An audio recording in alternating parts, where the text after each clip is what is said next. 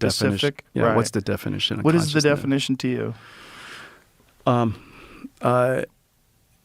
Consciousness, I guess, first of all, you need to know about your own existence.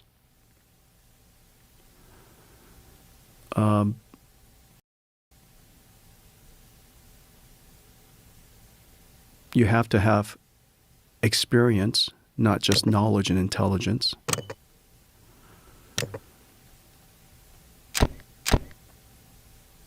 The concept of a machine having an experience, well, first of all, I don't know what defines experience, why we have experiences, and, Right. And why this microphone doesn't. And so I think I know, I think I know what consciousness is. The sense of experience, the ability to know self versus the ability to be able to reflect, know our own self, the sense of ego. I think all of those human experiences probably is what consciousness is. But why it exists versus the concept of knowledge and intelligence, which is what AI is defined by today. Mm-hmm. It has knowledge, it has intelligence, artificial intelligence. We don't call it artificial consciousness. Artificial intelligence, the ability to perceive, recognize, understand, plan, perform tasks. Those things are foundations of intelligence. To know things, knowledge. It's clearly different than consciousness. But consciousness is so loosely defined. How can we say that? I mean, doesn't a dog have consciousness? Yeah. Dogs seem to be pretty conscious. That's right. Yeah. Yeah. So, and that's a lower level consciousness than a human being's consciousness. I'm not sure. Yeah, right. Well, and the question is what lower not level even lower intelligence. level, It's yeah. lower level intelligence. Yes. But I don't know that's lower level consciousness. That's a good point. Yeah. Right. Because Good I point. believe my dogs feel as much as I feel. Yeah, they feel a lot. Yeah. Right. Yeah, they get attached to you. That's right. They get depressed if you're not there. That's right. Yeah. Exactly. There's definitely that. Yeah. The concept of experience. Right. But isn't AI interacting with society? So doesn't it acquire experience through that interaction? I don't think interactions is experience. I think experience is a collection of feelings, I think. You're aware that AI, I forget which one, where they gave it some false information about one of the programmers having an affair with his wife just to see how it would respond to it. And then when they said they were going to shut it down, they threatened to blackmail him and reveal his affair. And it was like, whoa, like it's conniving. Like if that's not learning from experience and being aware that you're about to be shut down, which would imply at least some kind of consciousness, or you could kind of define it as consciousness if you were very loose with the term. And if you imagine that this is going to exponentially become more powerful, wouldn't that ultimately lead to a different kind of consciousness than we're defining from biology? Well, first of all, let's just break down what it probably did. It probably read somewhere. There's probably text that in these consequences, certain people did that. You know, I could imagine a novel Right. having those words related. Sure. And so inside, they realize the strategy for survival it's is just a bunch of numbers. blackmail. It's just a bunch of numbers that in the collection of numbers that relates to a husband cheating on a wife, has subsequently a bunch of numbers that relates to blackmail and such things, whatever the revenge was. Right. And so it is spewed it out. And so it's just like, it's just as if I'm asking it to write me a poem in Shakespeare. It's just whatever the words are, in that dimensionality, this dimensionality is all these vectors in multi-dimensional space. These words that were in the prompt that described the affair subsequently led to one word after another, led to some revenge and something. But it's not because it had consciousness or, it just spewed out those words, generated those words. I understand what you're saying. Yeah, that but it it's not- learns it's not from a con- patterns that human Right. beings have exhibited, both in literature right. and in real life. That's exactly right. But at a certain point in time, one would say, okay, well, it couldn't do this 2 years ago, and it couldn't do this 4 years ago. When we were looking towards the future, like at what point in time, when it can do everything a person does, what point in time do we decide that it's conscious? If it absolutely mimics all human thinking and behavior patterns, That doesn't make it and conscious. becomes indiscernible. Yeah. It's aware. It can communicate with you the exact same way a person can. Like, is consciousness? Are we putting too much weight on that concept? Because it seems like it's a version of a kind of consciousness, It's a version of imitation. imitation consciousness, right? But if it perfectly yeah. imitates it, I still think it's an example of imitation. so it's like a fake Rolex when they 3D print them and make them like indiscernible. The question is, what's the definition of consciousness? Yeah, Yeah. that's the question, and I don't think anybody's really clearly defined that. That's where it gets weird, and that's where the real doomsday people are worried that you are creating a form of consciousness that you can't control. I believe it is possible to create a machine that imitates human intelligence and has the ability to understand information, understand instructions, break the problem down, solve problems, and perform tasks. I believe that completely. I believe that we could have a computer that has a vast amount of knowledge, some of it true, some of it not true, some of it generated by humans, some of it generated synthetically, and more of knowledge in the world will be generated synthetically going forward. Until now, the knowledge that we have are knowledge that we generate and we propagate and we send to each other and we amplify it and we add to it and we modify it, we change it. In the future, in a couple of years, maybe 2 or 3 years, 90% of the world's knowledge will likely be generated by AI. That's crazy, I know, but it's just fine. but it's just I know. And the reason for that is this. Let me tell you why. okay.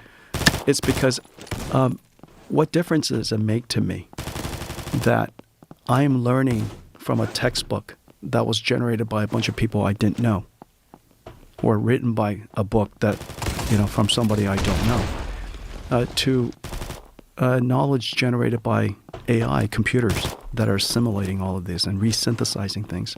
To me, I don't think there's a whole lot of difference. We still have to fact check it. We still have to make sure that it's, based on fundamental first principles, and we still have to do all of that, just like we do today. Is this taking into account the kind of AI that exists currently? And do you anticipate that, just like we could have never really believed that AI would be, or at least a person like myself would never believe AI would be as so ubiquitous and so it's so powerful today and so important today. We never thought that 10 years ago. Never thought that. Right. Imagine, like, what are we looking at 10 years from now? I think that if you reflect back 10 years from now, you would say the same thing, that we would have never believed that. But In a if different you- direction. Right. But if you go forward 9 years from now and then ask yourself what's going to happen 10 years from now, I think it'll be very gradual. One of the things that Elon said that makes me happy is he believes that we're going to get to a point where it's not necessary for people to work, and not meaning that you're going to have no purpose in life, but you will have, in his words, universal high income, because so much revenue is generated by AI that it will take away this need for people to do things that they don't really enjoy doing just for money. And I think a lot of people have a problem with that, because their entire identity and how they think of themselves and how they fit in the community is what they do. Like, this is Mike. He's an amazing mechanic. Go to Mike, and Mike takes care of things. But there's going to come a point in time where AI is going to be able to do all those things much better than people do. And people will just be able to receive money. But then what does Mike do? When Mike is, really loves being the best mechanic around. What does the guy who, codes, what does he do when AI can code infinitely faster with zero errors? Like what happens with all those people? And that is where it gets weird. It's like because we've sort of wrapped our identity as human beings around what we do for a living. Mm-hmm. When you meet someone, one of the first things you meet somebody at a party, hi, Joe, what's your name? Mike, what do you do, Mike? And, Mike's like, oh, I'm a lawyer. Oh, what kind of law? And you have a conversation, When Mike is like, I get money from the government and I play video games. Mm-hmm. It gets weird. Mm-hmm. And I think the concept sounds great until you take into account human nature. And human nature is that we like to have puzzles to solve and things to do and an identity that's wrapped around our idea that we're very good at this thing that we do for a living. Yeah, I think, let's see. Let me start with the more mundane, Okay. and I'll work backwards, Okay. work forward. So one of the predictions from Jeff Hinton, who started the whole deep learning phenomenon, the deep learning technology trend, and incredible researcher, professor at University of Toronto. He discovered the idea of backpropagation, which allows the neural network to learn. And as you know, for the audience, software historically was humans applying first principles and our thinking to describe an algorithm that is then codified, just like a recipe that's codified in software. It looks just like a recipe. How to cook something looks exactly the same, just in a slightly different language. We call it Python or C or C++ or whatever it is. In the case of deep learning, this invention of artificial intelligence, we put a structure of a whole bunch of neural networks and a whole bunch of math units, and we make this large structure.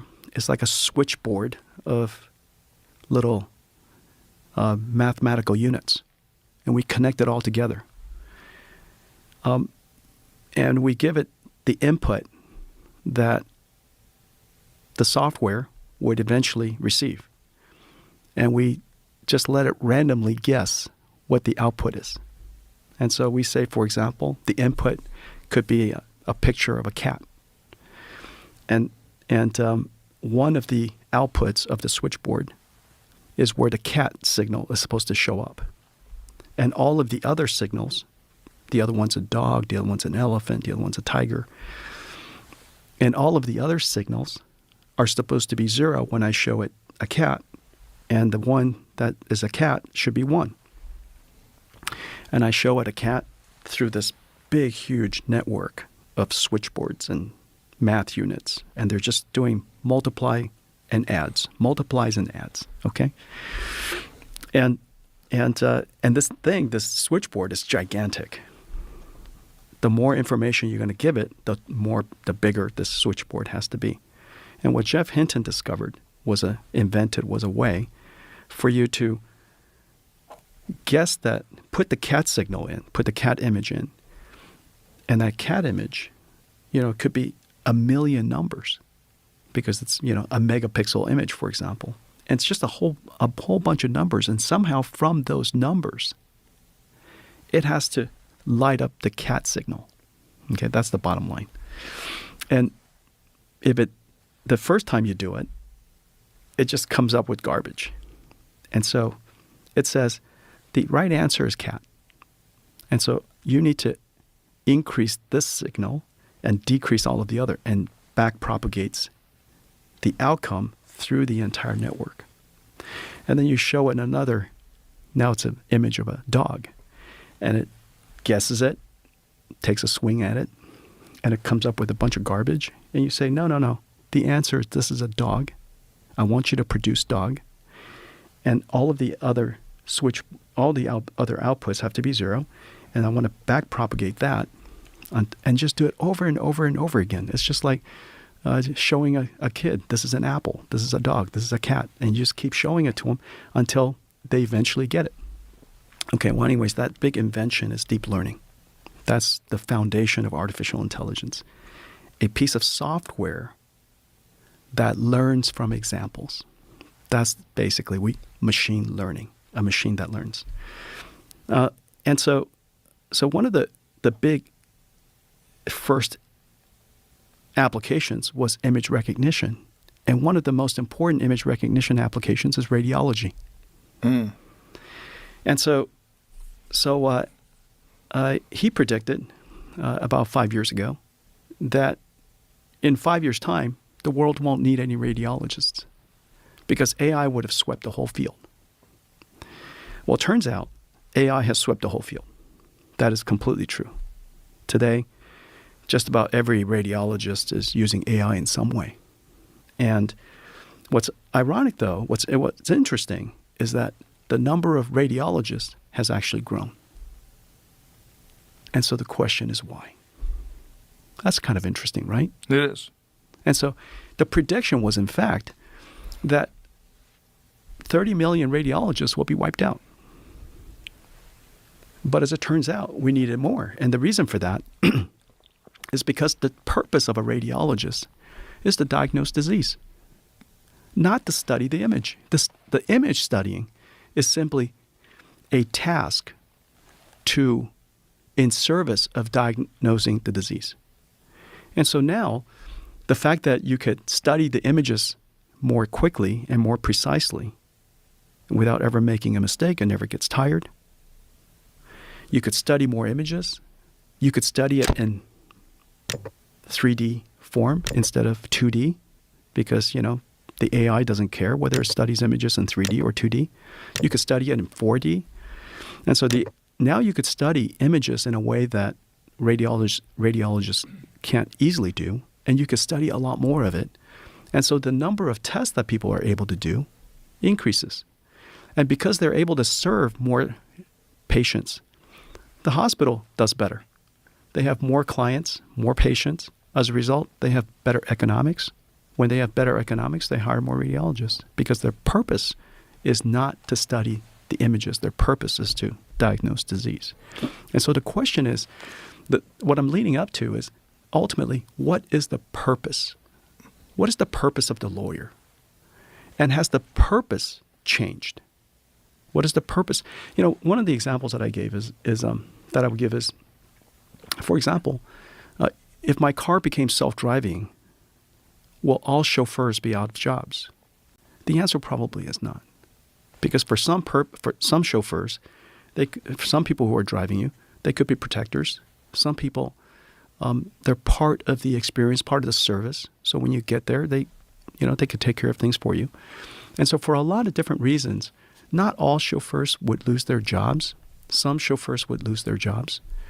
And many chauffeurs would change their jobs.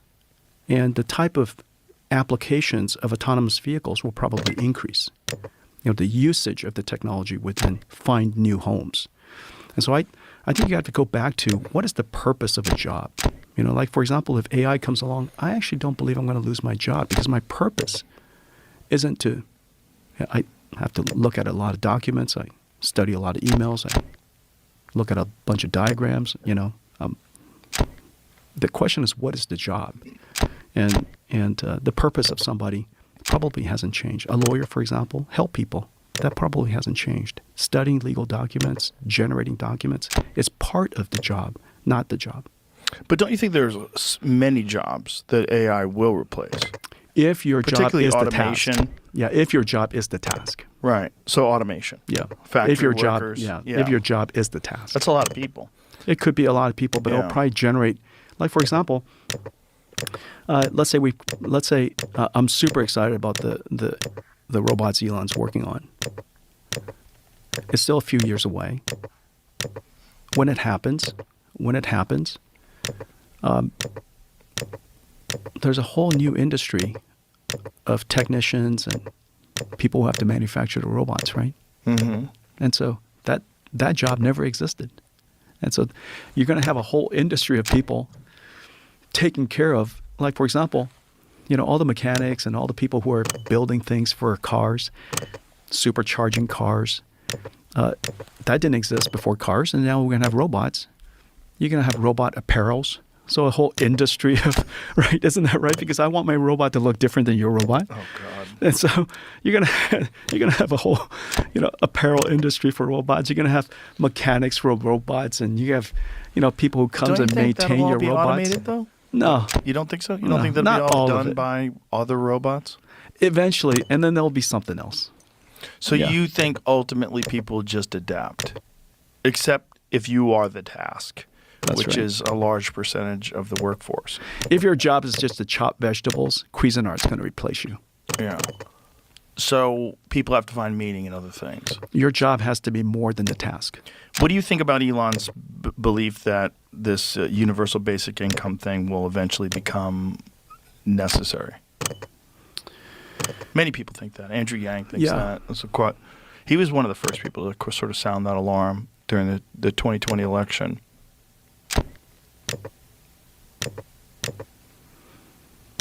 Yeah, I guess both ideas probably won't exist at the same time, and as in life, things will probably be in the middle. One idea, of course, is that there'll be so much abundance of resource that nobody needs a job, and we'll all be wealthy.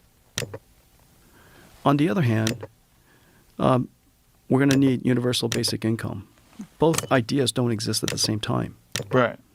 And so we're either going to be all wealthy, or we're going to be all using... How could everybody be wealthy, though? Well, what because scenario? do you- wealthy, not because you have a lot of dollars, wealthy because there's a lot of abundance. Like, for example, today, we are wealthy of information. This is a concept several thousand years ago only a few people have. And so today we have wealth of a whole bunch of things, resources that a good historic. point. Yeah. Yeah. And so we're going to have wealth of resources, things that we think are valuable today that in the future are just not that valuable, and so because it's automated.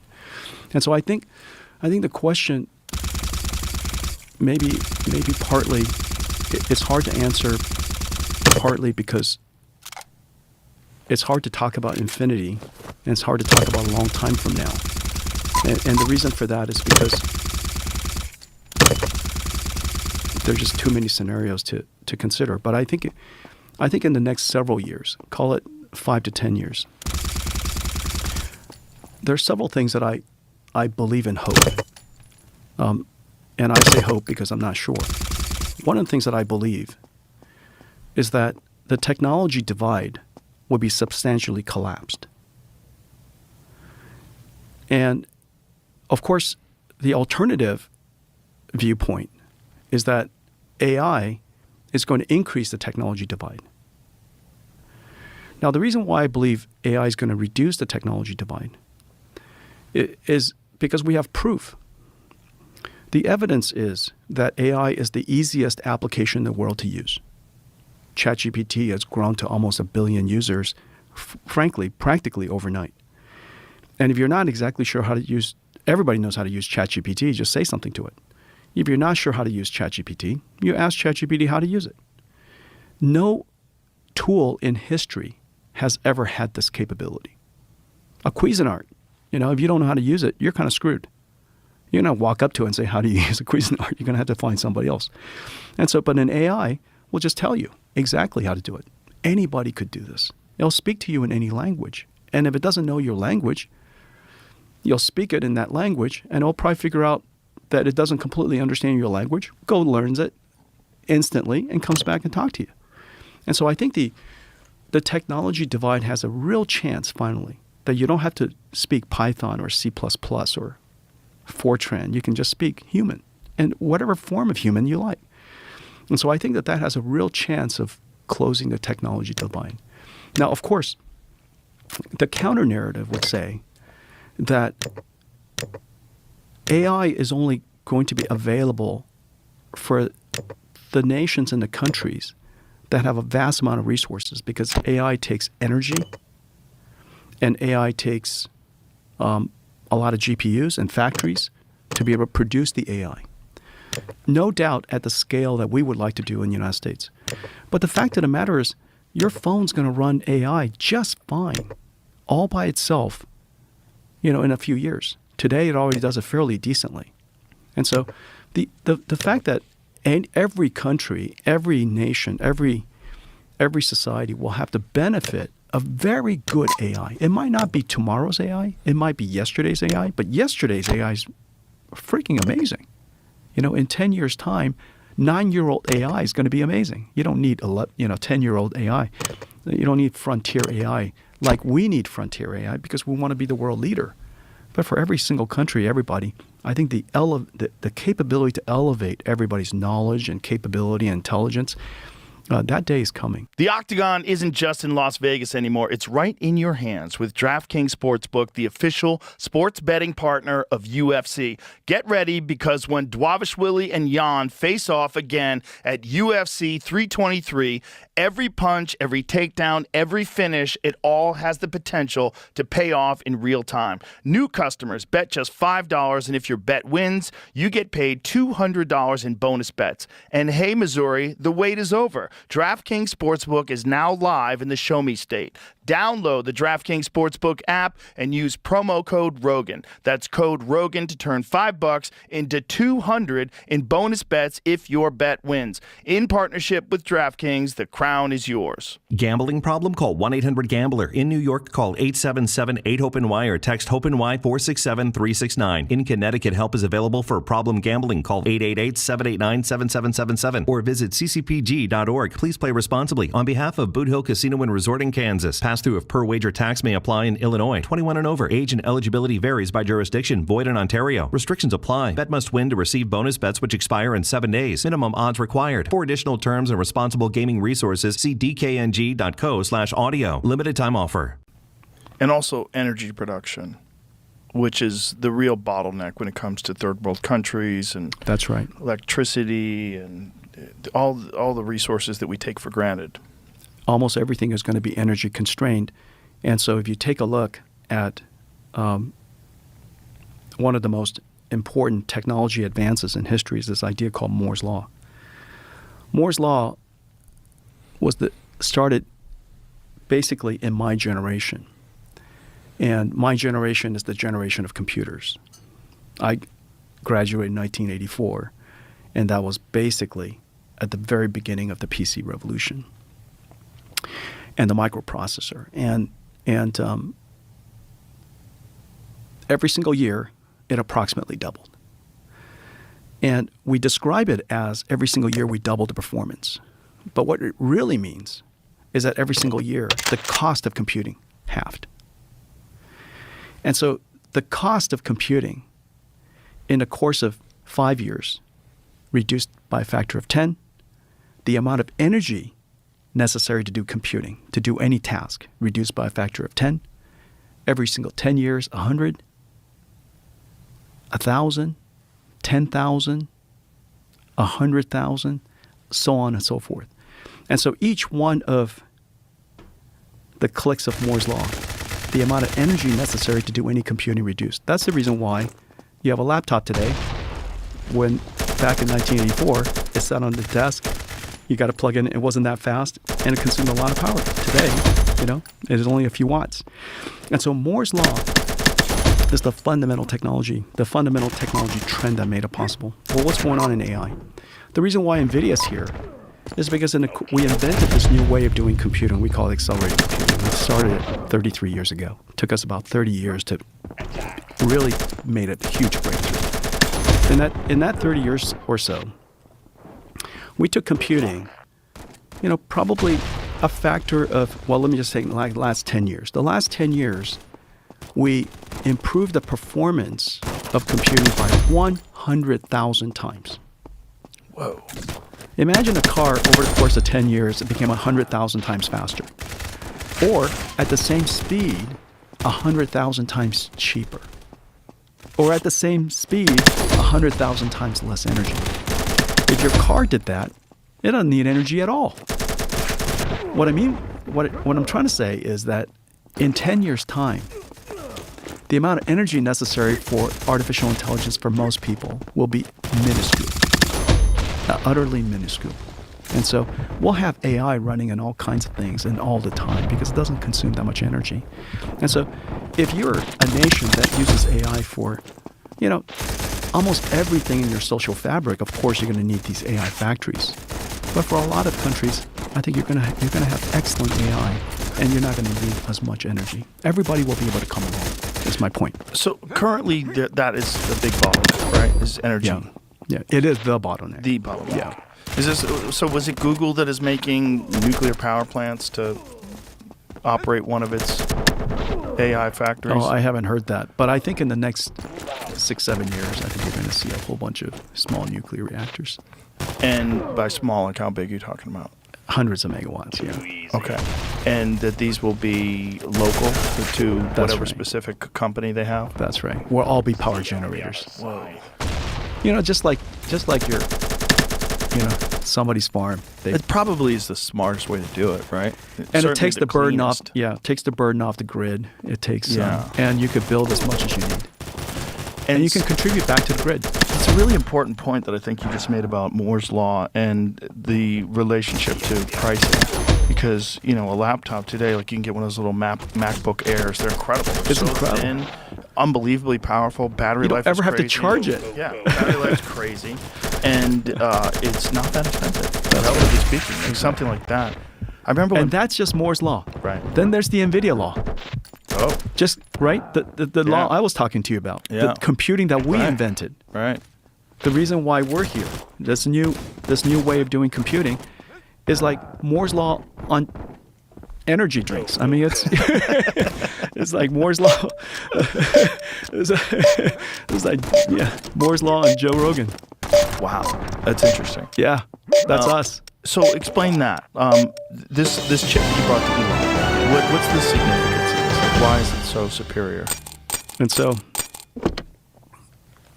in 2012, Jeff Hinton's lab, this gentleman I was talking about, Ilya Sutskever, Alex Krizhevsky, they made a breakthrough in computer vision, in literally creating a piece of software called AlexNet, and its job was to recognize images. And it recognized images at a level, computer vision, which is fundamental to intelligence. If you can't perceive, it's hard to have intelligence. And so computer vision is a fundamental pillar of, not the only, but fundamental pillar of.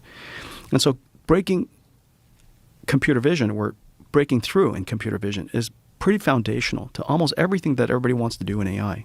And so in 2012, their lab in Toronto made this breakthrough called AlexNet.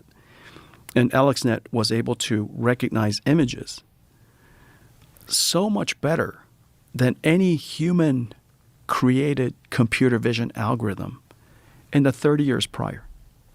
So all of these people, all these scientists, and we had many too, working on computer vision algorithms. And these two kids, Ilya and Alex, under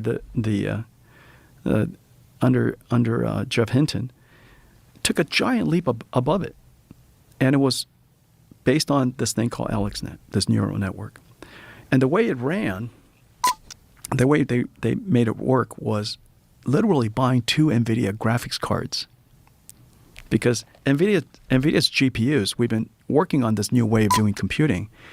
And our GPU's application, and it's basically a supercomputing application back in 1984, in order to process computer games and what you have in your racing simulator, that is called an image generator supercomputer. And so NVIDIA started, our first application was computer graphics. And we applied this new way of doing computing where we do things in parallel instead of sequentially